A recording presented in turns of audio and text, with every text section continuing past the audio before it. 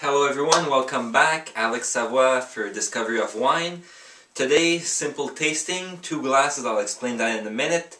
First of all, the wine we're going to taste. Bourgogne or Burgundy, 2009, Nicolas Potel Vieilles or Old Vines. So I've never had one from this producer, but I've heard quite a bit about him. Apparently Nicolas Potel is a good Burgundy producer. Old vines, meaning apparently the vines are supposed to be older than most other wines. There's no legislation on it, so that's why it doesn't really mean anything, but usually if they write old vines, they should be vines of more than 30 years. 2009, that's why I was excited to taste this wine.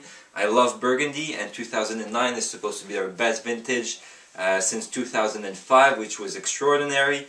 So the first taste I'm going to get, because not many of them have come here. Now, why it says just Burgundy, just Bourgogne is the appellation. Either 2 reasons. It could be because it doesn't come from a village that has a controlled appellation. So, let's say Corton or Pommard or Chambol-Musigny are villages that have an appellation, a controlled appellation system. So either that, or if the grapes come from 2 different cities within the region of Burgundy, well, it can't be named after the city because it would come from 2 different regions. That's rarely the case. Usually it's because it comes from just the general area of Burgundy, not necessarily a renowned village. So that's why it would say only Burgundy. Usually they would be considered lesser wines, but it doesn't mean anything. The truth is in the bottle. So that's it. I've already done the French episode, so I have an idea what we're dealing with. 2 glasses. Usually this is the classic Pinot Noir glass, so I should be drinking this wine with this glass. This is the one the glass I usually use, which is actually a white Bordeaux glass. Red Bordeaux glass would be the exact same shape, just a little bit larger, maybe the same size as this, but with this shape, sort of thing. So yeah, let's see if the glass makes a difference. So we'll test the wine and see if the glass makes a difference. Now the wine's only been opened, I did about a half hour now. Wine's only been opened a half hour. It's still a little bit chill. So general rule of thumb that people use, lesser intense wines such as Burgundy, Beaujolais, or things of that nature would usually not require as much decanting as other wines because the tannins are not as aggressive. So, you know, normally you don't need to air it out to mellow it down. And also, the less you leave the wine open or aired out, the more you're going to get those small fruit, like little red berry type of flavors that sometimes, not always, but sometimes disappear if you leave the wine open too long, or they're sort of overshadowed by all the other flavors. So when I drink a Burgundy anyways, I'm looking for those little fruits, that little refreshing side, and not too heavy type of wine. So that's why I didn't leave it open for very long before I drank it with you guys. And so that's it. Color, obviously the same. Yeah, very light color, but this is normal for Pinot Noir. So let's sniff it up and see what it does.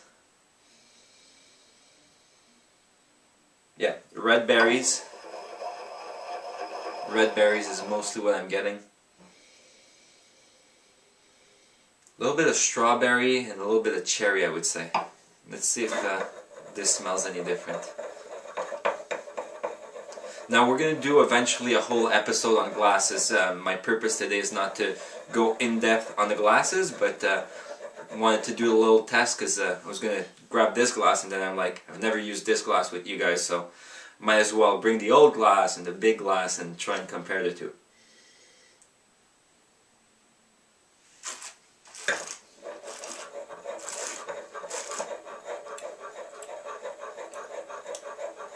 Yeah, this is like juice.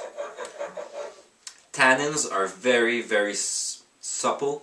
Is that even a word? Anyways, tannins are very, very light. The fruit at the first mouthfeel of fruit is extraordinary. I was saying earlier, cherries and strawberries. This is more in the mouth. It feels more like slightly dry and sour cherries, like unripe cherries, if you've ever had those. So the nose is a lot more gentle on this one than on this one.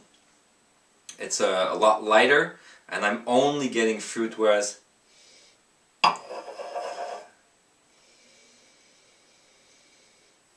yeah, just a tone down from the nose on this in this glass. Let's see the taste. So I give you a taste of this one.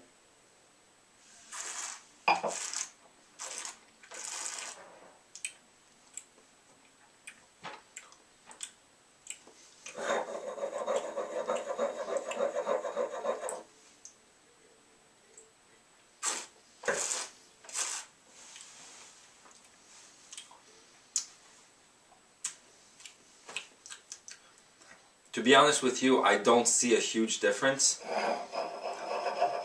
Well, definitely not a huge difference. A subtle difference. Let's see.